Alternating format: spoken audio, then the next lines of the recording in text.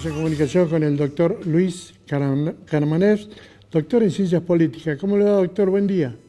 Hola Germán, ¿cómo estás? Un gusto Bien. saludarte a vos y a toda la audiencia. Bien, ¿cuál es el análisis del discurso de Javier Milei? El presidente Milei tiene una fortaleza desde el día que asumió, y te diría que antes, ya en campaña, que es su capacidad para establecer y mantener la agenda. Es decir, que la sociedad discuta lo que él quiera que discutamos. Más allá de efectivamente si después sus políticas se implementan o no, pero en principio estamos discutiendo su agenda.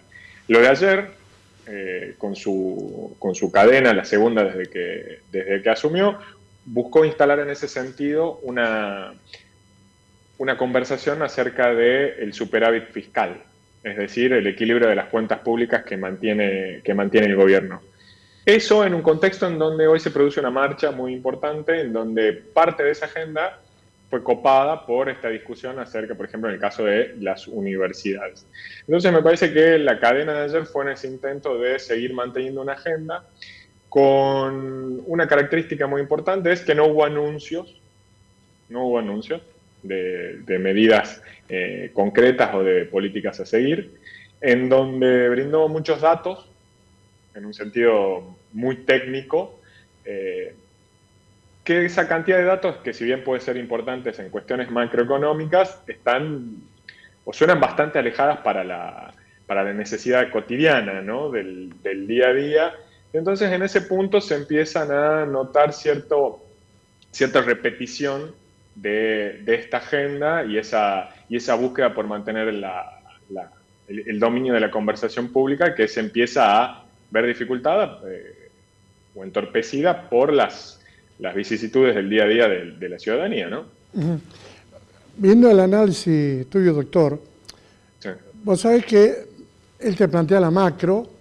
Hoy tenés una marcha que, raro, que lo convocan los rectores y no los estudiantes. Es como la inversión del caso, porque antes eran los estudiantes los que activaban la movilización, ahora no, son los rectores, es decir, como el establishment universitario. Y Milei te mantiene esto y todo el peronismo, todo lo que sea el resabio del kirchnerismo te dice, bueno, ¿cuándo sale la gente? ¿Cuándo la gente, hasta dónde va a resistir la gente? Son tres escenarios distintos. ¿Cuál es tu visión? En ese punto me parece que excede a la convocatoria, me parece que ahí es la comunidad universitaria en general, digo, o sea, si bien la apuesta o la información la brindan desde el rectorado, me parece que hay un sentido de comunidad o de docentes, estudiantes, egresados de las universidades, pero fundamentalmente basado en un valor que independientemente de quién haga esa convocatoria, que es uno de los principios o valores fundamentales de la clase media argentina.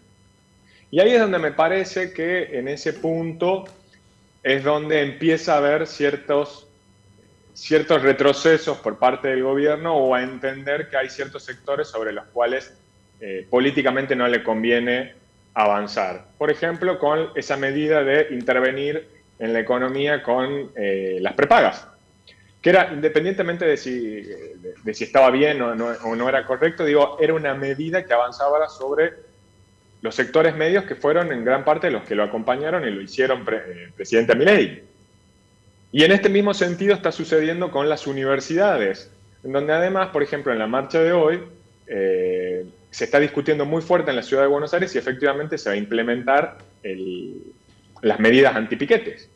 Es decir, si la policía y el ministerio a cargo de Patricia Bullrich van a reprimir o van a imposibilitar el desarrollo de la marcha como sí lo hicieron en otros casos. Entonces, me parece que ahí, en términos político-electorales, se le está marcando un límite al presidente proveniente de sectores que lo acompañaron y que lo acompañan en gran parte. Entonces, me parece que ahí tiene ciertos límites que se le empiezan a señalar. Lo cual, por supuesto, no quiere decir que una movilización ponga en jaque al gobierno. Son 4 años y todavía este gobierno recién está empezando. Ahora, cuando hablamos de esta movilización, este sector de universitarios siempre fue antiperonista, ¿no? Históricamente las clases medias fueron antiperonistas y en este punto me parece que hay una búsqueda de ampliar esa coalición y que se está generando algo nuevo con respecto a los posicionamientos del presidente Milei. Es decir, en diciembre con su asunción, se está conformando todavía una nueva coalición, más allá de lo partidario, es socialmente cómo se va a configurar. Y me parece que en ese punto la moneda todavía está en el aire y hay ciertas cuestiones que se empiezan a marcar, como estas, que vos señalas con respecto a las clases medias históricamente antiperonistas, que se movilizan. Hay que ver qué sucede en eso y me parece que todavía se está configurando este espacio. Ahora, en todo esto que va pasando ahora en la Argentina, vos lo ves que sigue avanzando. Pues Milei avanza lo más que puede. ¿Cómo lo ves el avance vos? Ahí vuelvo al primer punto. Me parece que efectivamente hay, y que es hasta ahora, en estos 3, 4 meses de gobierno, reside su gran capacidad, que es mantener la agenda. Ese mantener la agenda no necesariamente implica que logre avanzar. Y ahí es donde, de hecho, todavía encuentra ciertas resistencias y me parece que un primer mojón va a ser lo que sucede efectivamente con la ley bases.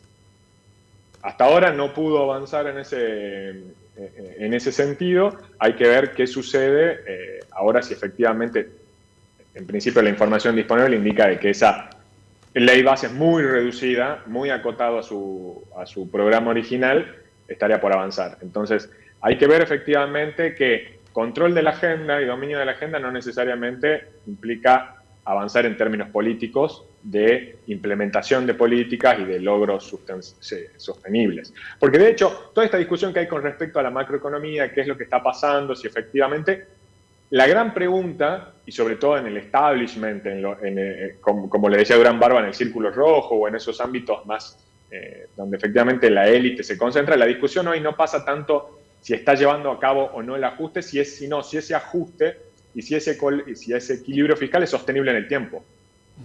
Esa es la gran pregunta que está girando en torno a lo que está haciendo Milei hoy. Es esta caída de la economía que está ayudando o está llevando o generando una reducción de la inflación. Hay una caída de la economía, el Estado recauda menos. ¿Qué va a pasar con eso? Y cuando falta todavía el incremento de tarifas, falta el incremento de transporte, la obra pública está detenida.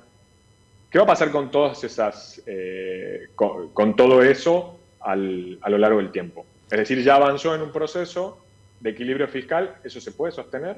Y esa es la gran pregunta que está girando en torno a Milei hoy. Claro, baja la recaudación y cuando él dice va a desaparecer el Estado protector. Sí, el Estado presente. Él habló ayer directamente, se retira el Estado presente y al mismo tiempo él dijo que esto no es magia, sino que se termina sin déficit fiscal. Ese era el núcleo de la cuestión. Sin déficit fiscal, en principio se solucionaría, es decir, con esto quiere decir sin que el Estado gaste más de lo que recauda, se solucionan los problemas porque están dadas las condiciones para la inversión, para la confianza, para el desarrollo del mundo empresario. Y eso va a facilitar y va a promover un bienestar en la economía. De esa manera, él nuclea todo en este retiro por parte del Estado. Bueno, me parece que en ese punto, ahora vamos a ver si efectivamente alcanza con el equilibrio fiscal. Si alcanza con eso lo que él señalaba ayer, que era que sin déficit se puede. Porque en algún punto también se está atando las manos, ¿no? Y se está condicionando a ver, efectivamente, él ya cumplió con la primera parte de su promesa. ¿Qué pasa ahora? ¿Con eso es suficiente? Porque además también hizo una referencia bíblica ahí bastante particular que fue, estamos atravesando el desierto buscando la tierra prometida. Al pueblo de Israel le faltó decir que le costó 40 años alcanzar la tierra prometida. Entonces, en ese punto hay que ver si la Argentina y el pueblo argentino, acostumbrado a las movilizaciones, sobre todo de ciertos sectores de clase media, tiene tanta paciencia. Todavía no lo sabemos, me parece que ahí la moneda está en el aire y esto recién está empezando. Doctor Luis Jaramanez, muchísimas gracias, doctor.